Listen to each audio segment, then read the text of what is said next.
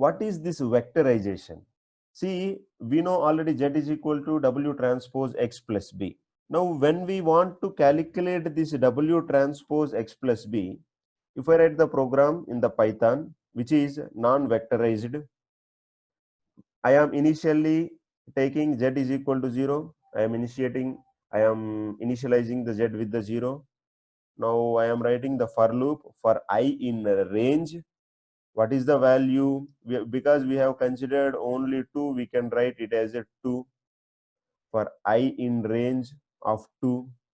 So now it is calculating Z plus equal to, so Z plus equal to, it is a compound assignment operator. Now Wi into Xi. Assume first I is equal to 0. So this is equal to W0 into X0.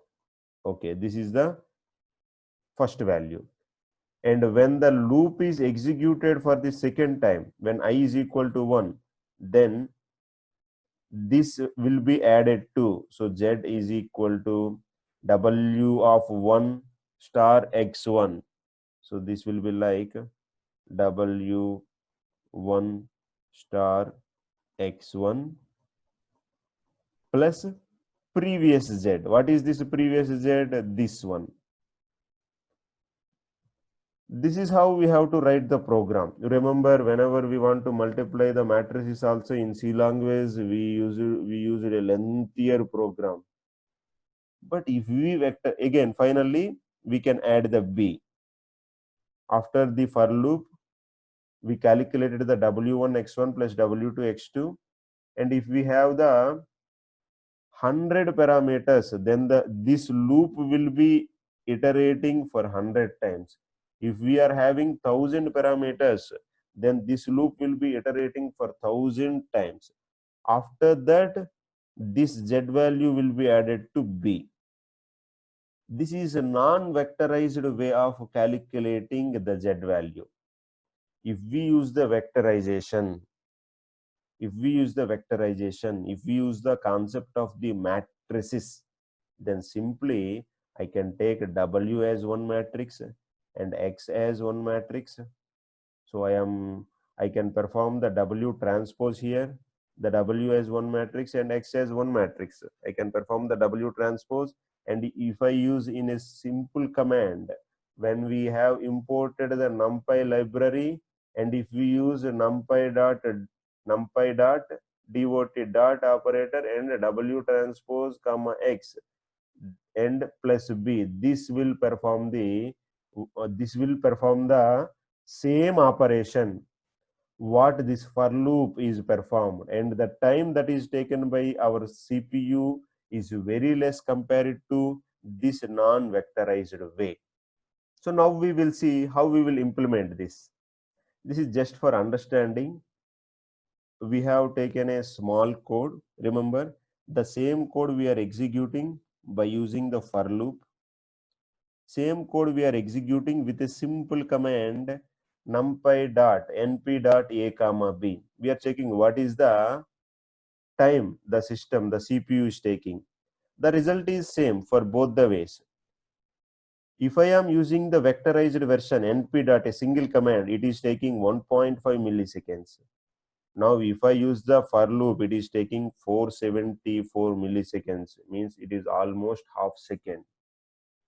When we are dealing with the large amount of data, because deep learning we are using for the large amount of data sets, if we take this much time, half second time for the execution of the for loop, then it costs us a lot. So in order to reduce that time, we are using the vectorization implement. The two benefits we get: one thing, there is no need to write the lengthier codes. The lengthier code can be expressed in a single line code. And the second one is the time that is taken by the system for execute this program will be very less. So not only in the CPU, when we use even GPU, graphical processor unit, when we are using CPU and GPU also, sometimes there are in the computer there are many parallel processing operations. So we will call that as SIMD, means single instruction multiple data.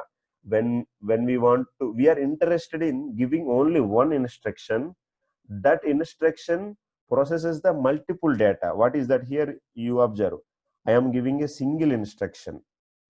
By using this single instruction, the W and X, the values are multiplied.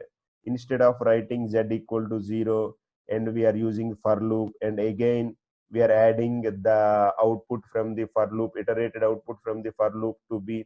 Instead of using these many instructions, I am interested in using one instruction. That's why single instruction, but it is handling the multiple data.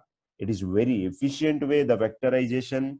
It is absolutely useful for our deep learning when we want to reduce our code and we want to reduce our time. So in our neural network, whenever it is possible, we are trying to avoid the for loops. Whenever there is a possibility, we don't want to use the for loops. Instead of that, we are using the already available commands, NumPy commands, to calculate that, because we may come across with the complex neural networks. If we are keep on using these for loops, our code will become bigger, and the time that is taken by the CPU to process this code will become bigger. Take a simple one line, U is equal to AV. I want to calculate the product of A and V. If I use the normal non-vectorized method, first I have to take an array. U is equal to, I am initializing that array with the zeros, and first for loop within a for loop within another for loop, a nested loop. So I am multiplying Aij with Vj. First I have to check whether the columns and rows are matching. The columns of the first matrix and the rows of the second matrix are matching or not. Based on that, I can multiply each and every value, and finally we are getting the output.